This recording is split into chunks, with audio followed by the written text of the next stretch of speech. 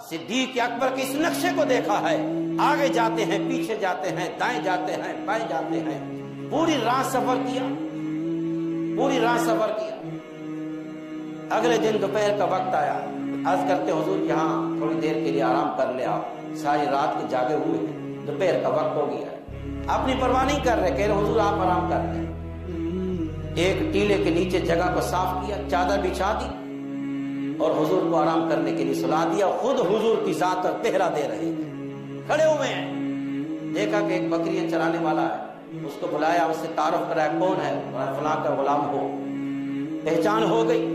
فرمایا کہ ایک بکری کا تازہ دودھ نکال کر لیا۔ حضور آرام فرما رہے، استراحت میں ہے، صدیق اکبر حضور کا پہرا بھی دے رہے ہیں، حضور کے لیے انتظام بھی کر رہے ہیں۔ اس نے بکری کا تازہ دودھ نکالا، جناب صدیق اکبر کو پیش کیا، آپ نے دودھ کو ٹھنڈا کیا۔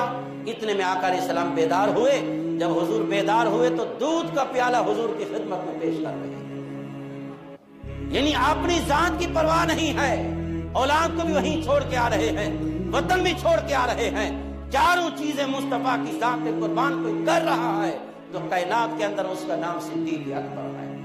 اس لیے میرے آقا علیہ السلام نے فرمایا کہ تمام صحابہ کے احسان کا بدلہ ان کو دے دیا ہے، واحد ذات ہے صدیق اکبر جن کے احسان کا بدلہ قیامت میں رب ان کو عطا فرمائے۔